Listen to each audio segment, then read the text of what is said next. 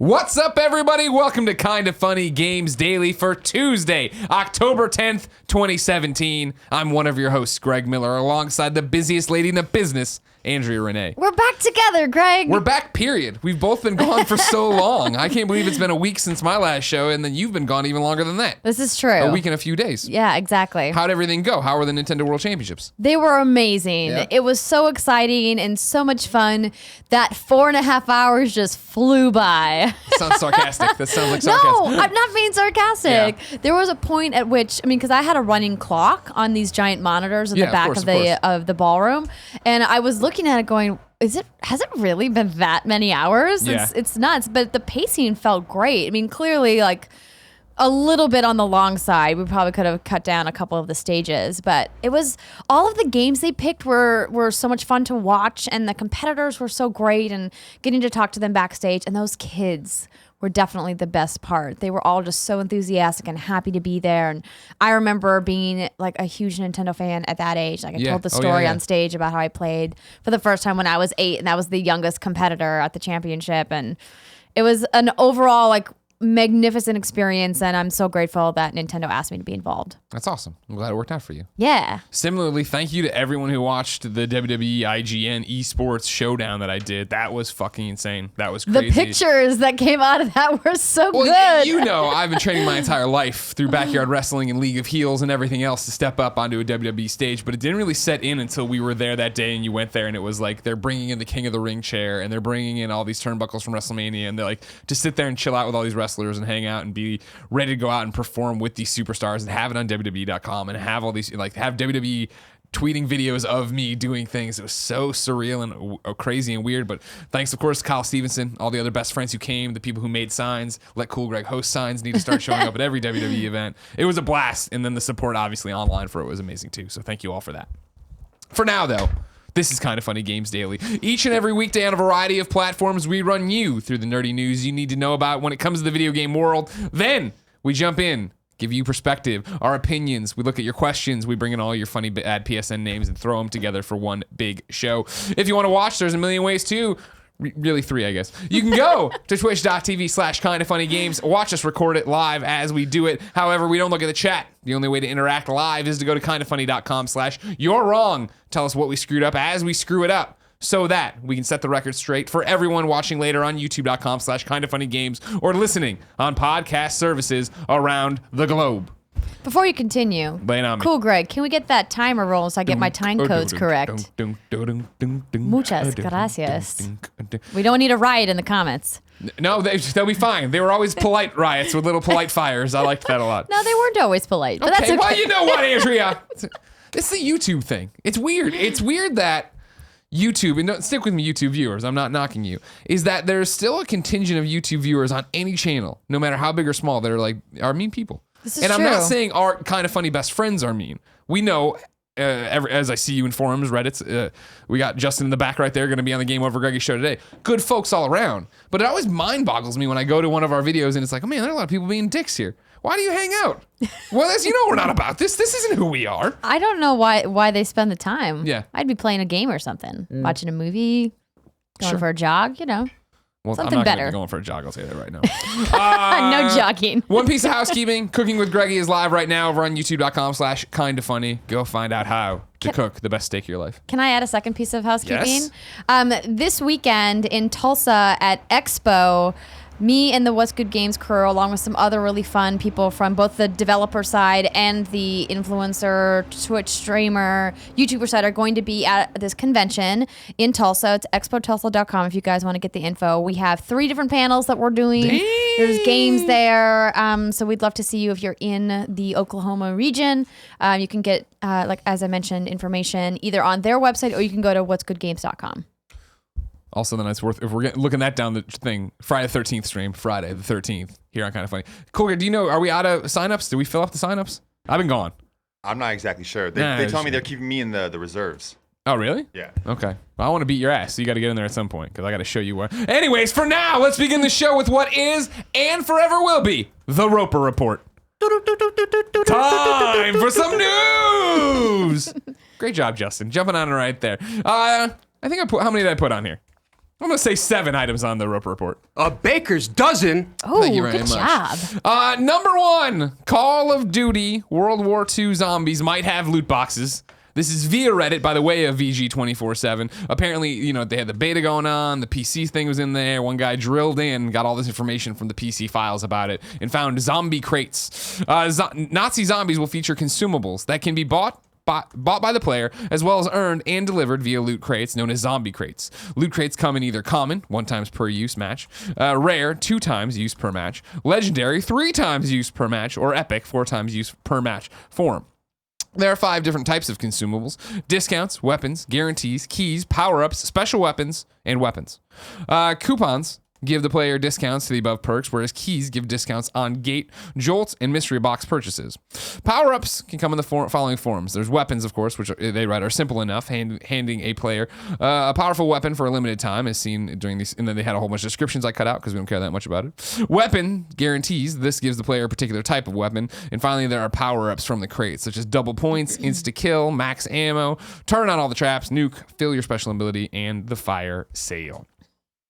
Loot crates are something we can't get away from, Andrea. I feel like every day there is a new story about microtransactions in AAA games. And it started innocently enough with a few of them here and there. Then we turn around. Battlefield 2's got stuff going on now where you're doing all this stuff, and there's no more progression system. Instead, you're leveling up, you're buying this stuff. Everybody's flipping out.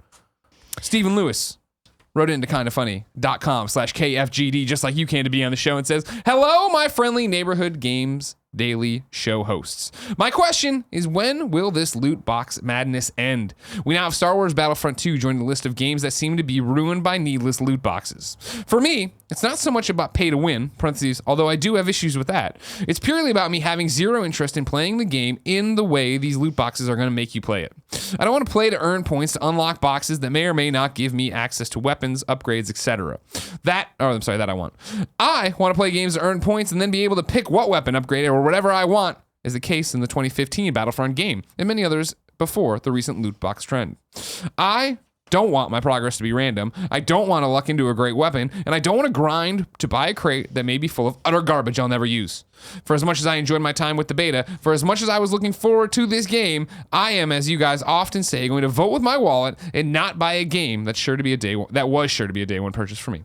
Thanks for reading my mini rants. Keep up the great content. Yours truly, S. Lewis." What's happening with loot boxes? Well, I'll tell you what's happening. A friend of mine, and hopefully a friend of yours, Stephanie Tinsley, Hater. No, at kidding. Agent Tinsley on Twitter, tweeted recently, wait, if people hate loot boxes and DLC, then why do they keep buying it? And she attached a couple images, which I think are important. The first one was a headline, GTA Online's $500 million in microtransactions could mean a very different GTA 6. Mm-hmm. The second one, EA makes $1.3 billion a year on extra content. Another headline. Third headline, Activision Blizzard made over $3.6 billion from in-game content sales in 2016. Mm-hmm. These are all gargantuan numbers. Yeah. So clearly, if the publishers are seeing the return on adding in-game transactions, we're only going to get more of them, which clearly has happened this year in 2017. I am a little disheartened by this. And it's tough because I'm not against loot boxes inherently. I'm not against microtransactions as a thing. I just am against them when they take away from the core gameplay experience, particularly in a game that has a price tag. That's not a free-to-play game. Mm-hmm.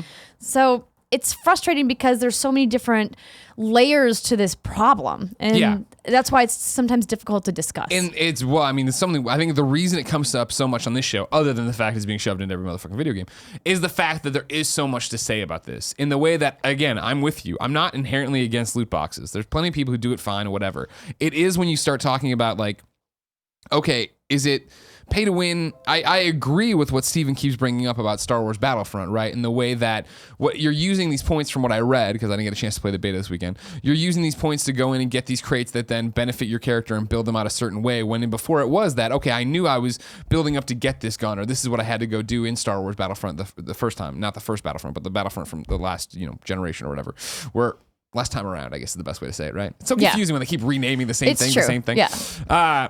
And so I understand that that's a takeaway. Call of Duty Zombies, right? That's another one of, are we hurting Is it breaking the experience, right? We're talking about coupons for perks. We're talking about weapons that are getting there.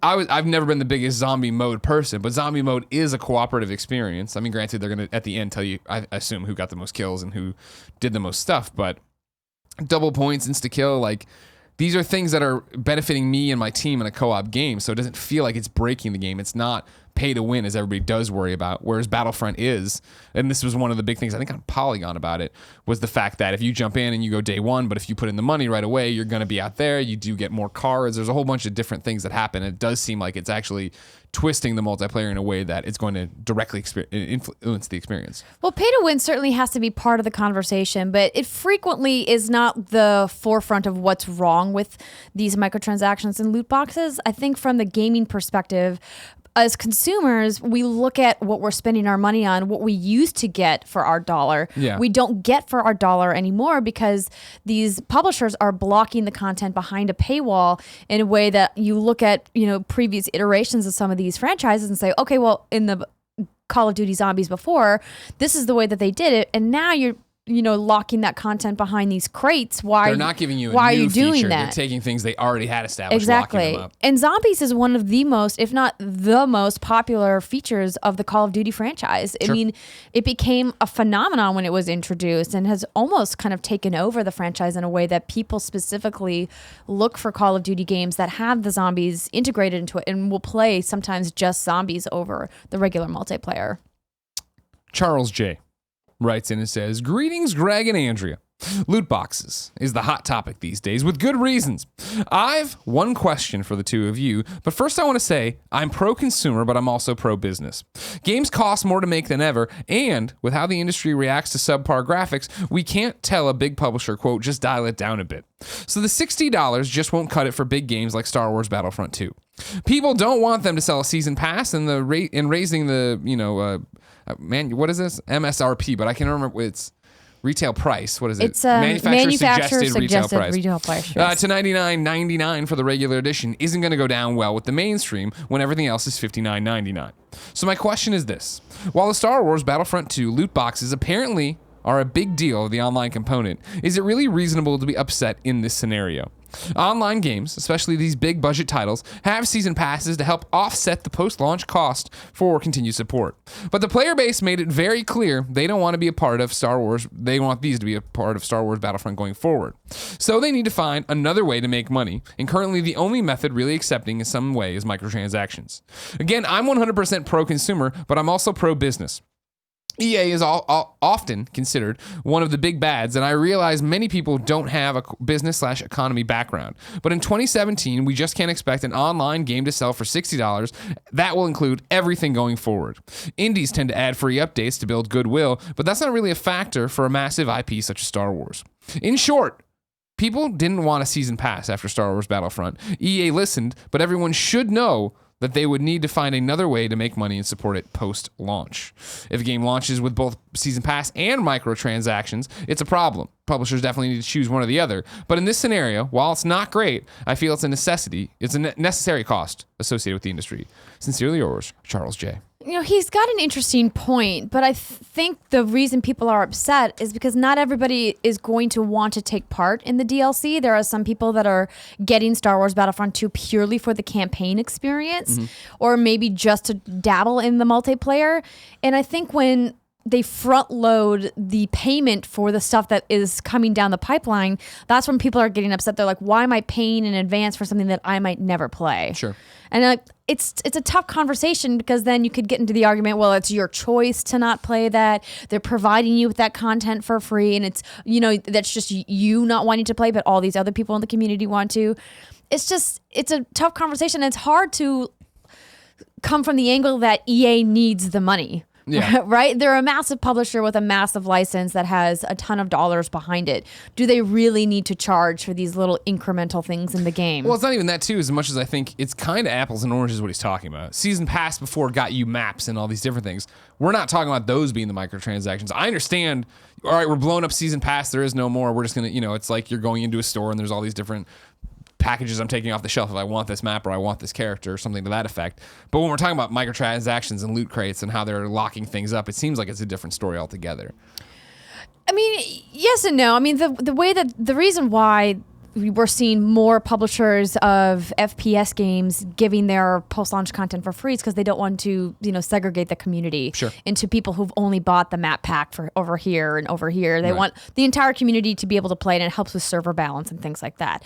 But I don't know. I mean, and the tough part about us sitting at this desk and criticizing what the publishers are doing is that I don't know if I have a better solution.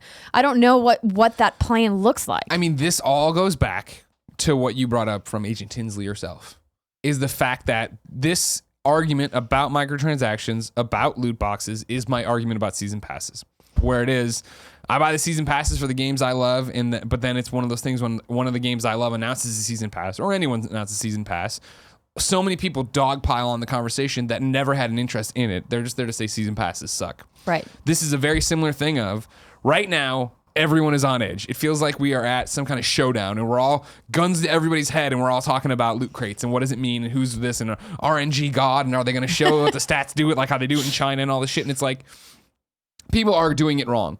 There's going to be people who fuck this up, but it's going to be up to the communities of those games to say this is fucked up and not right. And so, like, you see these games, these microtransaction numbers that are coming. Granted, I'm sure the majority of those that number is coming from whales, people who come in and play these games over and over and over again and want to buy. By all intents and purposes, those people sound like they're having fun with that game.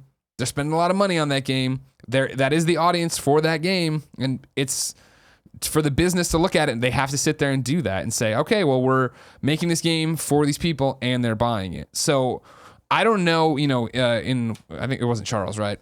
It was SJ or somebody like that. Stephen Lewis writes in and says, I'm going to vote with my wallet and not buy Battlefront 2.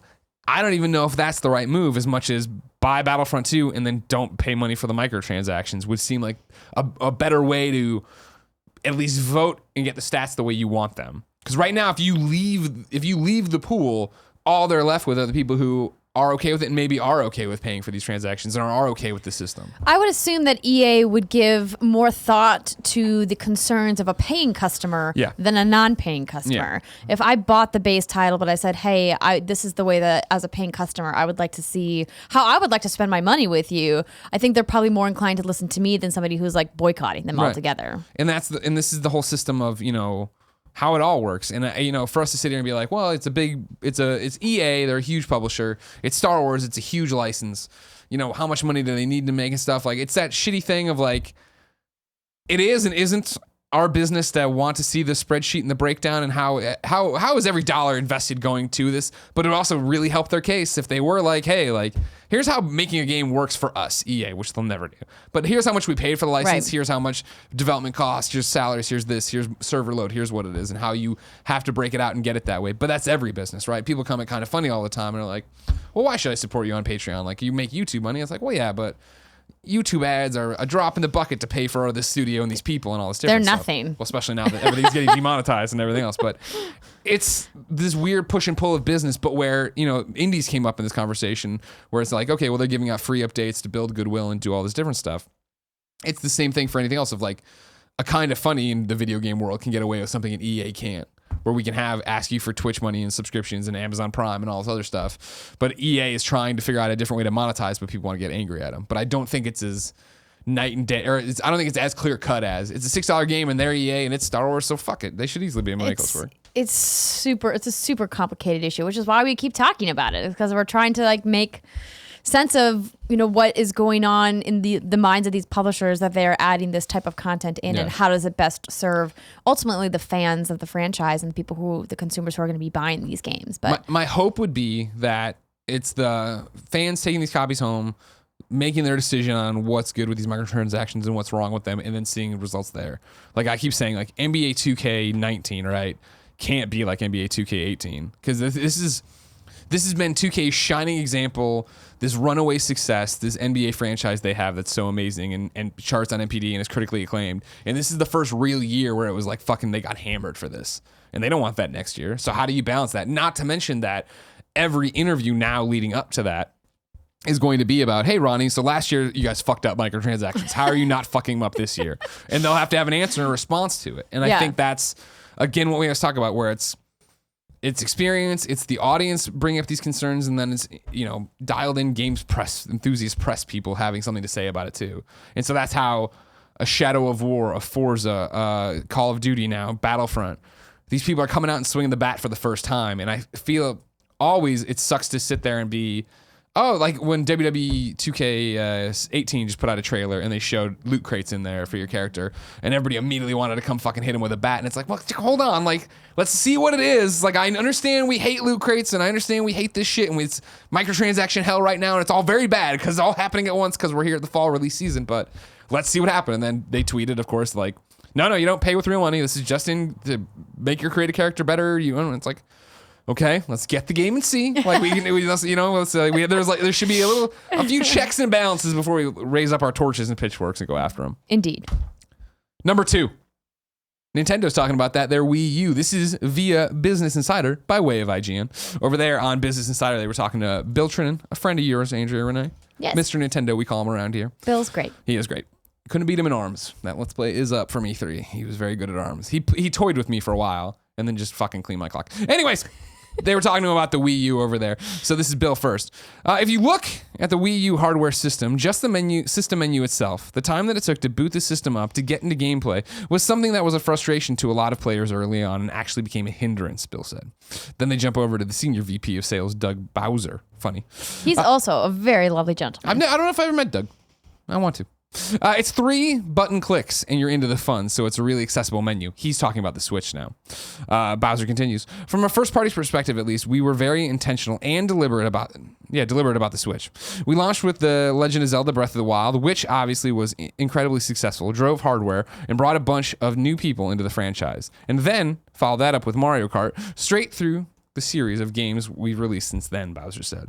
This is all about Nintendo learning from the Wii U, applying it to the Switch. And then tbeeks15 writes into kindafunny.com/KFGD and says, hey, Greg and Andrea. Congrats on the amazing job at the Nintendo World Championship, Andrea. Thank you. So I've been noticing an irritating trend in games media lately. When talking about how amazing the Switch is, people continuously go back to how bad the Wii U was. I get that it did not sell well, to put it lightly, but it has incredible games. Also, when talking about the excitement over Super Mario Odyssey, people talk about how they were let down by 3D World just because it was not like 64 or Sunshine, even though it is a wonderful game. Why must people take away from these things to show our positivity for Switch and Odyssey?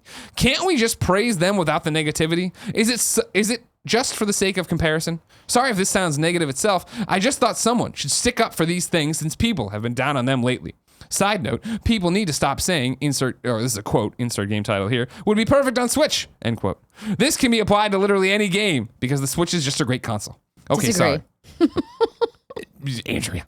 Now I'm definitely going to get too negative. Just a small pet peeve. Thanks for all you guys do. Really been enjoying Kind of Funny Games daily. Keep up the great work. For the record, I don't disagree that the Switch is a great console. It is a great console, Okay. but not every game Okay. should be on Switch.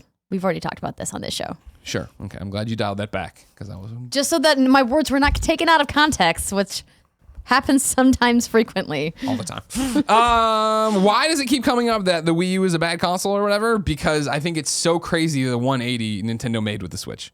The Wii U I thought was such a fumble, was so screwed up. It was and like no, I'm not talking about the games. The games on the Wii U were great. Wii U had great games, the few that came out. And it wasn't a bad or broken console. It just, after coming off the super amazing success of the Wii, to have Nintendo's next outing be the Wii U and be, I wouldn't call it a step backwards, just a misstep. Yeah. As far as like, it definitely didn't, propel them higher than the Wii. It certainly was a step down. Yeah. That's why people are super excited about the Switch. But I agree with you. I don't think that we need to talk about where the Wii U went wrong anymore at this point. I think that's water under the bridge. It's in the past. Let's focus on what's here and what's now. And what they're doing right. And I think you'll get that. I mean, I feel like the Switch feels like it's been with us forever now, and everybody plays it and loves it or whatever. It still hasn't even been a year. I know. And so it still is this thing of how did Nintendo go from a Wii U, a console people did not buy and were upset with, right? And that's why I led in with the Business Insider stuff, where even Bill's like, the system menu itself, Doug is talking about the fact that with the Switch, it's 3 button clicks and you're into the fun pretty much instantaneously. Like, they're talking about the mistakes they made with Wii U and then how they fixed them on Switch. That's the narrative here, is that we had a console that misfired so badly. However, they were able to 180, get the ship on, and now be this runaway success this year, where everybody loves this thing. The games are great. Every game would be perfect on it. No, I'm kidding. Not every game. But it'd be out there and doing it. So that's the reason it keeps coming up. Can you imagine trying to play Dota 2 on a Switch? I can't. No, I can't. I can't imagine. I'm just saying, right? See, Justin's with me. I can't imagine not what every game hellscape it is where I imagine playing Switch. Dota 2, period. In terms of talking about 3D World, though, and all that stuff, it's just, Tim and I have talked about that a lot in Games Cast, where it's just like, that was a great game, but it was the same thing, where it was on the Wii U, which is a system a lot of people didn't buy, and then people just wanted another Galaxy, I think, or something of that world. But now we're getting it with Odyssey, and we'll all see. I'm so excited. Super Mario. Number 3. Steam Spy is reporting that PUBG is just about to break that 15 million sold mark. Might already happened while I was on here, but it was like 14 and just about to teeter over to 15 million sold, which of course is insane and crazy. And that's why it'll probably be Game of the Year, right, Andrew? Don't even start with me, Miller. Ethan Voce.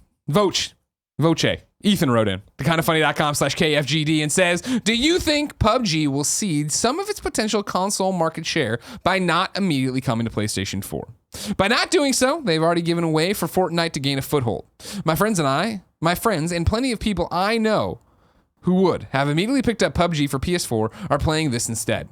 As more titles inevitably add Battle Royale game modes, will there already be fatigue in the PlayStation community by the time PUBG eventually comes to the PlayStation 4? I think that, are they going to cede some? Sure, some of it will be, I think, on this potential mark. I think it's... I don't think it's more, will PlayStation 4 seed copies sold. People are going to buy it on Xbox One and be happy with that and never pick it up on PlayStation 4 again.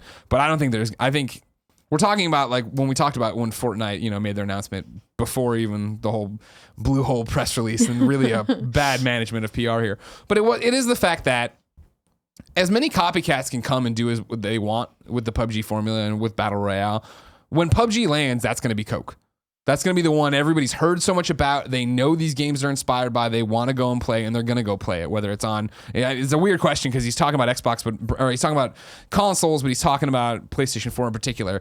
I think by the time it gets to PlayStation 4, whenever that is in 2018, you assume people are going to pick that up, and it's going to sell like gangbusters. And I'm going to be a good example of it. That I'm going to buy that. I've already bought it on PC. I'm going to buy it on Xbox One for sure and put way more hours into it there. And then when it comes to PlayStation 4, I totally imagine I'll be jumping in there to get trophies and hang out. Do you think, which by the way, it's at 14.994. That's what I'm saying. That's what I was saying. It's about to dominate. It's close. It's not there yet. Do you think that this could make a run for GTA 5 sales? Oh, what's GTA 5 at now? I think 70 million. But that's over like 5 years. I know. I'm going to say no. But I'm going to say no because... That game was cross-generational for consoles, right? Yeah, it was on. That's what I'm thinking. PS3 and 360, so it had that going for it. Do you think PUBG could hang on long enough to see the next console cycle? If they iterate enough, I mean, add I new definitely modes, think add some other things. I definitely think it will. It's also, what do we define as console cycles now or whatever? There'd have to be another boxed version, right, to put it out. They absolutely would have to go to retail. Yeah. And I don't think so. Once they're on both consoles, I don't see why they wouldn't go to retail. 100%. I yeah. mean, look at Rocket League. It went to retail eventually. Yeah. I think it's going to do extremely well. I don't think it'll hit GTA numbers. And I think it's because the fact that there was a kick in the head of, I'm going from PS3 to PS4. And I'm being short-sighted now, but you assume with Xbox, right? And, there are no more generations. This is just it from now on. All right, so is there ever going to be a PUBG Definitive Crazy Xbox 2 edition? Doesn't sound like it. And I would imagine when we get to PlayStation 5, there's something similar in the terms of backwards compatibility. And then is PUBG a game that's going to benefit from it? Now, I'm sure they'll make a version that'll benefit from it like this. And by then you'll have to see. But I don't know. It's one of those that I remember when we talked about how, oh man, it toppled Dota 2 for the first time, and it wasn't a toppled concurrence overall. The number Dota 2 had set for its overall concurrence. It was for that day. I'm sorry, all-time concurrence. It was for that day it beat Dota 2. We were all like, that's crazy. It'll never touch Dota 2's all-time record for concurrence on Steam. Yeah. And then you jump ahead like 6 months later, and it just fucking destroyed It wasn't even 6 months later. That's the crazy part. And I feel like every time we put it in here, it's the snowball down the hill of copies sold. Where I want to say, kindafunny.com/you're wrong, by the way. I want to say when we first started talking about this, it was like, man, it sold 5 million copies, 7 million copies. It wasn't, and suddenly it's just quadrupling over and over and over. I could try to pull up the first press release here. Let's see if I can get the first Battlegrounds press release. You figure, were you talking about like your first press release ever, or the first time we ever did on the show? Because we could always go into the Google Drive where I keep all the notes on the show and put PUBG and see what the first founding of PUBG would be. If only Danny hadn't moved away, he would know nothing about this, but he would argue that jank is a feature and get everybody really mad. The first press release I have is from April 10th. PlayerUnknown's Battleground sells 1 million copies. There you go. April, jeez. So it's added roughly. So that was pre KFGD. 14 million units sold since April. That's Good crazy. Lord. Yeah. More power to him. I'm excited. I'm excited to get it on console because it's so much more part of my life. June 23rd, 4 million copies sold. Okay. Hits 100 million in revenue. Jeez Louise. So that was right when we started. I think that was the week we started. Sure. The week after E3? Yes. Or did we take a week off? I can't remember. No, you're right. I don't think we did. I think we just hit the ground running. You're right. That's how we do it here. Let it go. Number 4. Switch maintenance is coming. This is an easy one from GameSpot. Nintendo says all network services in the game. Well, I think he means on the console. Will be unavailable for around 90 minutes from 5:50 p.m. Pacific time. And then they go through all this different stuff. That's tonight. Here, I'll just read it all. 90 minutes from 5:50 p.m. PT, 8:50 p.m. ET tonight. That's 1:50 a.m. BST or 10:50 AET on Wednesday, October 11th, if you're in the UK or Australia. So 90 minutes of downtime. Number 5, we've talked a little bit about it already. Battlefront's beta has been extended. Star Wars Battlefront 2 beta has been extended for all players across PC, Xbox One, and PS4. There's a whole thing, blah, blah. It goes now, closes out now, Thursday, October 12th at 3 a.m. AEDT. Damn Australians writing about it. Number 6, Bethesda's got a new charity thing going on. It's called The Goodness Within. This is via the Bethesda blog. To celebrate the launch of The Evil Within 2 this Friday, Bethesda is kicking off a fundraising campaign to help support the efforts of the American Red Cross. Dubbed The Good Within, this campaign will run through the month of October, and Bethesda will match all donations up to $15,000. Tap into The Good Within and help us raise money for the Red Cross disaster relief efforts and humanitarian aid around the world. To be part of The Good Within, head to the official donation site. You can choose to donate money to support the Red Cross as a whole or select a specific cause you would like your donation to go towards. Any money you choose to donate will go directly to the Red Cross. So that's a cool thing. That's awesome. Thanks, Bethesda. Andrew. Yes, Greg. Helping people's cool. But playing games is cool too. Not cooler. Don't yell at me, everybody. So I just wanted to know if what's in the Mom and Grop Shop's digital whatnots, where do I go? You go to the official list of upcoming software across each and every platform as read by the Kinda Funny Games Daily Show host each and every weekday. Yeah. Out today. The latest Destiny 2 event, Iron Banner, is now live on the Crucible. The event returns from the original Destiny, offering exclusive armor and gear if you earn enough tokens. Do you care? Did you ever play Yes, that? Yeah? Iron Banner was what got me into PvP in Destiny 1. So I have to say that I have stepped away from Destiny because I need to play a bunch of other games for Game of the Year consideration. So I haven't played in a little bit, but definitely going to jump in and try it out. Yeah, I still have the itch, but it was the same thing where we were traveling so much here, and then new games started to come out, and now there's a bunch of stuff playing on embargo. That's Shadow of War. Whatever. Arctilla 1 comes to PC. Riskers comes to PC. 88 Heroes 98 Hero Edition comes to Switch. Middle Earth Shadow of War comes to Xbox One, PS4, and PC. And then Smithers 2111 wrote in to kindafunny.com/KFGD and said to have you read this. Oh my gosh, what? Okay, so for the people who are listening, Greg has handed me an envelope with my name on it. I am now opening the envelope. Okay. And this is nice paper. We spare no expense account. Okay. Andrea, ask Greg how is his trip to NYC and Palm Springs was. It was Greg, really good. How was your trip to New York and Palm Springs? That was a very cute photo of you and Mrs. Miller. Oh, thank you. Yeah, the Palm Springs trip was good. New York was amazing, like I said. WWE event was awesome, life-changing, totally living a dream. And then, yeah, go to Palm Springs for Scott Lowe's birthday Sounds like party. a good time. Now, I just want to wrap this show up quickly because I can't wait to get back to Shadow of War. Seriously, Andrea, are you as excited as I am to play this next amazing game? I've been so radio silent on this game and want to know, have you played any from the start, not at events? And if so, how is it? Does it blow the previous one out of the water? Love the show. Davil from Down Under. P.S. Can't wait for PAX Sauce. Oh, okay. Listen. I got home from New York late Sunday night. Got my code for the game. Yeah. Thank you, Warner Brothers, for the code.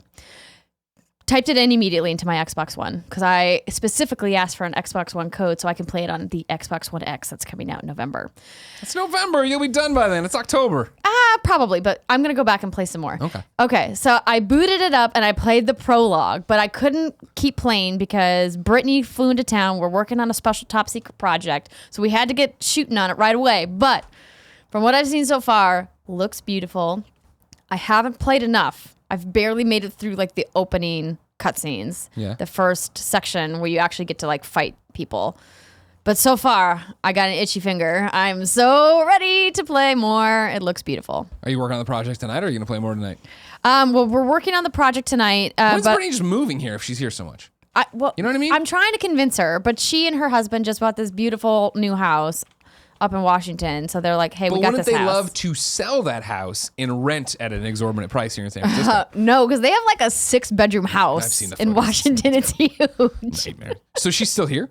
Yes, she's at my Bummer. house right now. When's she Probably leaving? watching the show. Hi, Brittany. When does she leave? Thursday morning, I think. Have her do Games Daily tomorrow. You go do whatever you're doing. We might actually be able to make that work. There you go. I'll See, ask what are her. you? She's just gonna sit there, drink whiskey, and fucking play some obscure JRPG. Well, Come we were over here. supposed to be taping stuff, but I could probably take care of it, and she could come up here. Okay, cool. Next on the list, Raid World War II is coming to Xbox One and PlayStation 4. Tiny Barbarian DX comes to Switch. Always Sometimes Monsters comes to PlayStation 4. That's a good title. I like that. Cyber Dimension Neptunia 4 Goddesses Online comes to PlayStation 4. Echo. Sorry. So you missed one. Danger Zone, which was previously did. released on Steam and PS4, is out today for Xbox One. That's because I hate Tara Bruno and her emails go right to spam.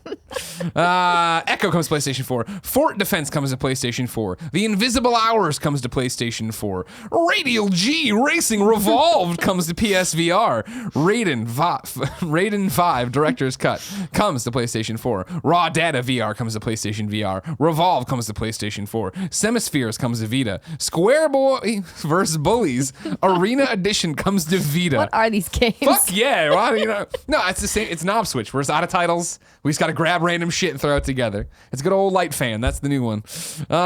Stereo Aereo comes to PlayStation 4. And then Tohu Kobutu 5 Burst Battle comes to PlayStation 4, Vita, and Switch. That was a big list. It's Tuesday. It's crazy. Now it's time for new dates. Assassin's Creed Origins is getting a season pass. This is via Eurogamer. The season pass is headlined by The Curse of the Pharaohs in March 2018. Before that, the first DLC to launch will be a Roman-themed epilogue to Origins, The Hidden Ones, due in January. Both DLCs will feature the main character, Bayek. Is that how you say it? Bayek. Ubisoft will add a selection of free updates to the game as well, including the recently announced Discovery Tour mode, designed to showcase the world of Egypt in an educational setting. A regular Trials of the Gods live event will see you take on Egyptian deities via a good old glitch in the Animus. Every day you'll be able to log in for a new mission via the Nomad's Bazaar Shop, which offers you a piece of loot somewhere in the game's open world. You'll also get a delivery of pictures taken in the game's photo mode, which you can add to your map. Ubisoft promises more free content further in the future as well, including at some point a horde mode. All right. That doesn't sound like a bad Interesting. season pass. No, it sounds pretty good. I mean, Ubisoft has always been pretty robust with their season pass offerings on their tentpole games. So, yeah, if you like AC, there you go. Keep an eye on it. More AC. Keep it locked. Orcs Must Die Unchained Battles expansion is coming out on October 24th, and then the Clockwork City DLC game pack for the Elder Scrolls Online has been dated in price. It's coming October 23rd for PC, Mac, and November 7th for PlayStation 4 and Xbox One. And I added one more Lay it on me. that was just announced. Jeopardy and Wheel of Fortune will be available for download individually or as a compilation, and will be at retail as a compilation on November 7th for both PS4 and Xbox One. I'll get it. I actually like the idea of being able to download Jeopardy and play it with friends, like at parties, sounds really cool. I'm into it. I want to play some Jeopardy. I want to play some Wheel of Fortune. All right, I'm in. Deals of the day. There's a Devolver digital sale on PSN right now. You can get games like Absolver, Hotline Miami, and Enter the Gungeon for up to 80% off. This is running until the 17th of October. And then also on the PSN, there's a PlayStation VR sale. Save up to 40% on games like Farpoint, Static, Dirt Rally, Resident Evil 7, Biohazard, and more. PlayStation Plus members save up to 60%. This all goes to the 17th at 8 a.m. Pacific. Then, as if there weren't enough deals of the day, Mitch, not Mitch Dyer, I assume, wrote into kindafunny.com/KFGD and says, hey guys, quick PSA. Hellblade today is donating all of their proceeds to Rethink, a mental health charity. It's a cool thing to do, and I plan on getting it today. Mitch, so there you go. Good on you, Hellblade. Did you ever play Hellblade? It's in my tray of games to play. Yeah, your pile of shame. I downloaded it. It's still Shame. sitting there. Time I'm for going to reader play mail. it. You ready to talk to the readers? Let's do it, readers. Randy writes into kindafunny.com/KFGD and says, afternoon, Greg and Andrea. Yesterday, Tim had an interesting moral quandary about emulating games and the ethics with modding. What about games that simply can't be bought, or systems where the secondhand market is the only place to get these relics? The companies that made these relics aren't going to see the stats to port these games or have them appear on a classic console, nor any money anyways. I know Sam and Jared have a passion about this type of thing, but what can we as games of the current generation systems do to preserve the history of the medium? Also, Andrea! He screams your name for some reason. I recently filed my old college iPod with a band called The Main Drag. Ever heard of them? I heard their drummer is a cool guy. Thanks for all you do. The Main Drag is an awesome band. They have 3 albums. If you haven't heard of them, I highly recommend you go to your favorite digital store to buy music and download all 3 albums. The drummer, my husband, No John way! Drake. Really? Yeah. I did not know this. You didn't? No, I've never heard of this. He was a professional touring musician for a long time. He was part of the team that prototyped the drums for Rock Band. Yeah, that I know. He's a huge dork that worked at Harmonix. All right, I got that part. He won like a bunch of awards when he was in school for drumming. Yeah, he's really good. We have 3 drum sets in our garage. And I'm like, what are we doing with these? Does he ever play them anymore? Yeah, he used to be part of well, he still is part of a jam group here in San Francisco with some other folks that work in the video games industry. Some people who work at media outlets and people who work at devs. They just get together and jam once a week. Not the old IGN one, right? It was Scroll Magnum or whatever. Yeah, no, that's it? the one. Okay, cool. Yeah. There you go. Look at that. I never knew that. Yeah, they were in need of a drummer, and we moved to the Bay, and they were like, John, come Get play up with here. us. We need And then you. he was like, you guys are not musicians at all. You're just doing this for funsies. And they're like, yeah. And you're like, I can't work under these conditions. he's And he like, laughed behind the music. No, he has fun. He Well, likes damn, it. Main Drag. All right, I'm going to start listening to them on Spotify after this. How do you feel about the moral conundrum, though, of buying used or emulating games or all this other stuff? Modding. So here's the thing.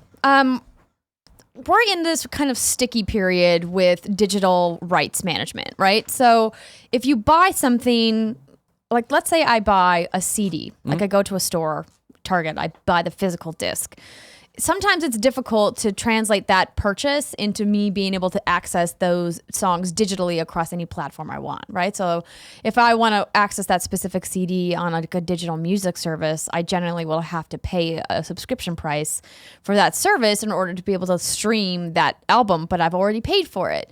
And so it's a tough thing you kind of got to wrestle with for yourself to be like, okay, well, with Hulu and Netflix, for example, if I bought the season on DVD or Blu-ray for one of my favorite shows, but then I can't, rip it because laptops and computers these days just don't have disk drives anymore. Yeah. But I want to watch it on a long flight somewhere, then I have to torrent it to watch it, but I bought it already. Is what I'm doing morally wrong? Or is it okay because I actually physically bought the media, but I want to just be able to watch it over here and I can't? it's a tough thing for games, and there are lots of games that just aren't available to purchase anymore because they're just kind of lost in time, and the only way to play them is through emulators. So I think you kind of got to ask yourself, am I doing right by the person who created this? Am I trying to still support them in any way that I possibly can? And if you at least are having that conversation with yourself, I think that's the right first step. But if you just download and torrent, or you do ROMs like without ever considering your actions impact on like the creator of that piece of art, that piece of content, then that's when, you really have to take a tough look at what you're doing. I think I'm on the same page with you, where it's like emulating or buying a monitor or a Raspberry Pi or any of these different things. I mean, it's not something I do, as I don't go back and play old games really all that much. But when I do, I'm playing something off of, usually virtual console, right? I'm buying a version of that. When you get to a game that you literally can't get anywhere, there's no way to pay for it and have that money go to the creators, go to the companies that own the licenses, do all this different stuff. It is like, I always talk about like, and I again don't, but like, Ghostbusters on Sega Master System, I talk about all the time and how amazing it is and how it's the game that put me on my track. I'm sure that's when people are like, oh, I want to go play that. But like, I don't expect them to then, there's nowhere to get that game easy. You know what I mean? You can't go to, you're anywhere and get the Sega channel and download that version of the game. So if you're using an emulator, sure. I don't think it's on goodoldgames.com, but it might be, but it probably isn't due to licensing thing. Because again, we're working with, a franchise, a company, and all these different things. Haven't looked into it, but like, let's say just for sake of argument, I'm right on that. I mean, I would go there first, see if I can buy it legally, but if not, get an emulator version of it to try it out, to play through it. Because what are you going to do? I don't expect you to go out and buy a Sega Master System at a garage sale and get that game as well to try to figure it all out. You probably wouldn't even be able to hook it up to a TV. Great point too.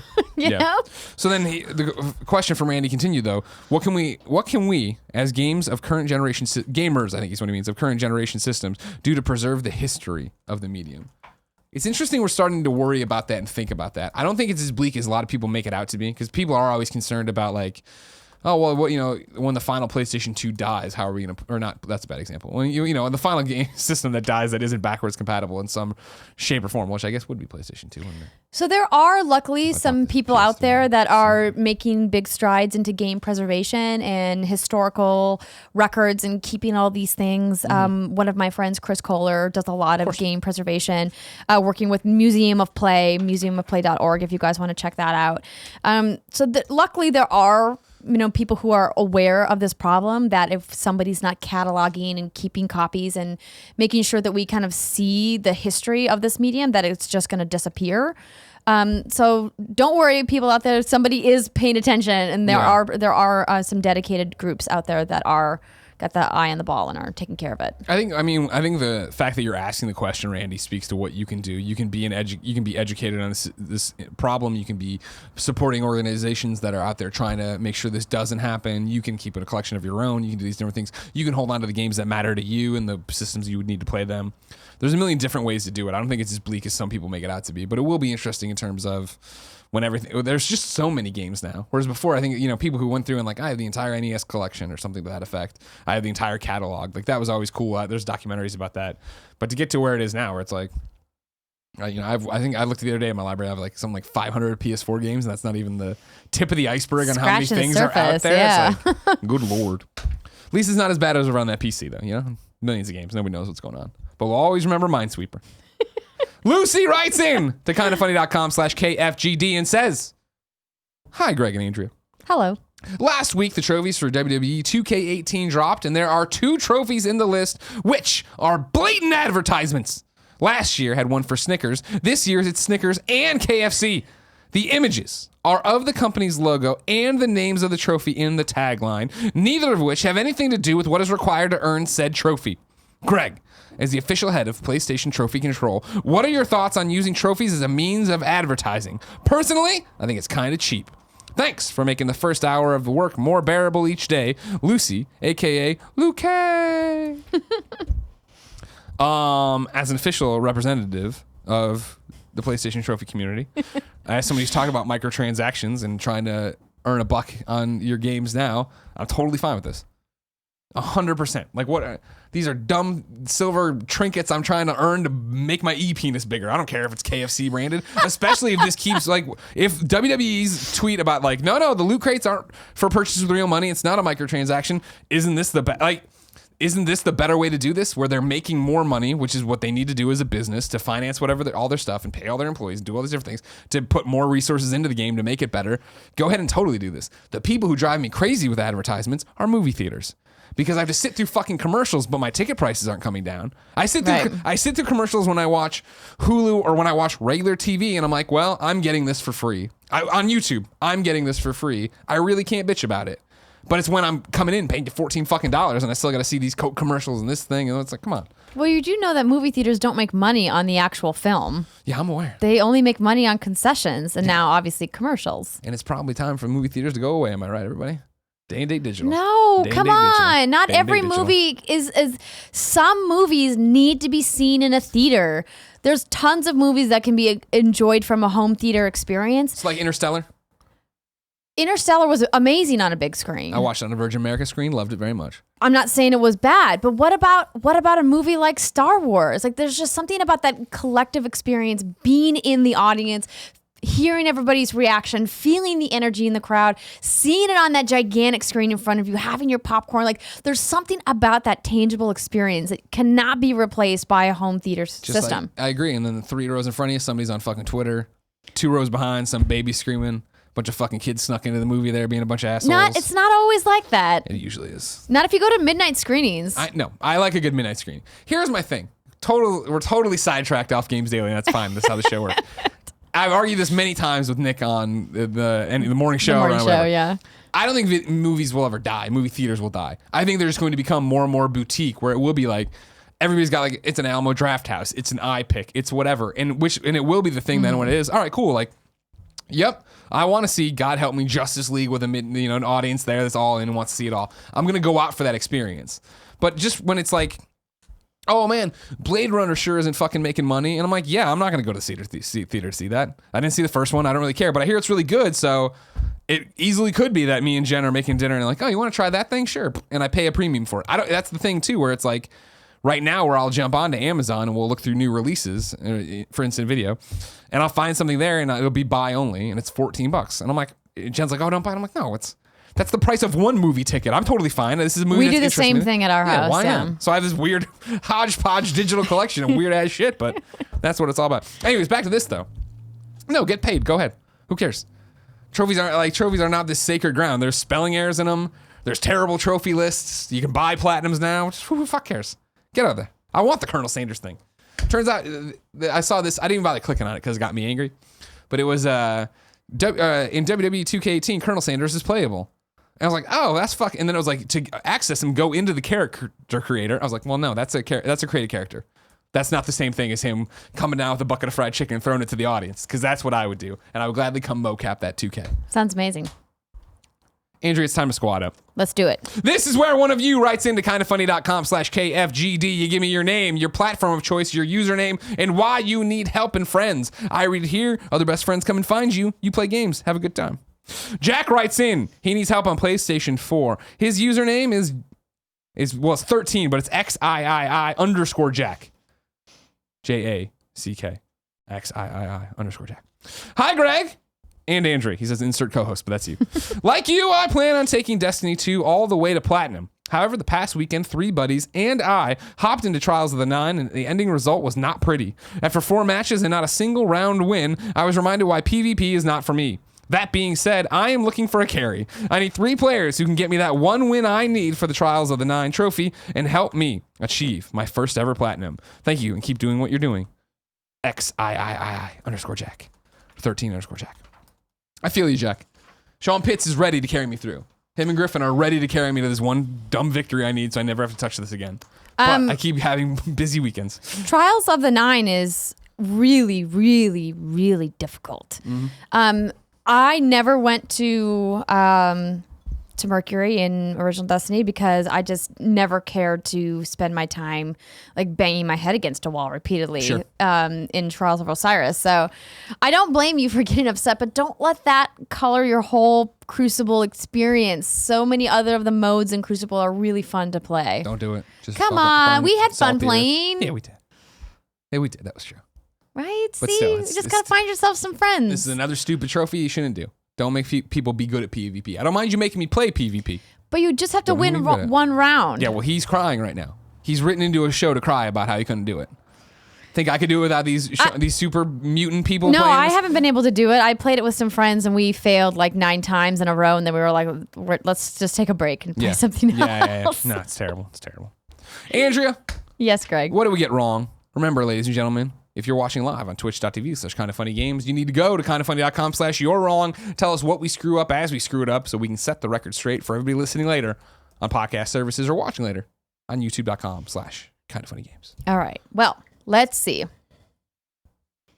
As of May, so Capitalist Pig. By the way, thank you for always writing in to You're Wrong. Good folk. Always on top of it. As of May 2017, GTA 5 has shipped, not sold, important number to note, over 80 million copies worldwide.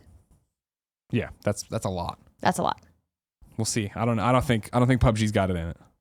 But I wish them well. The other things. He wrote in talking about Scro-Magnon, and he linked a video featuring the Pride of Long Island, Colin Moriarty. Oh, sure, yeah. With the Jam Band. The Scro's had a lot of guests. Colin, of course, Naomi. Naomi sings with him quite frequently, yeah. Yeah. That was it? Oh, okay. Wow, that was easy.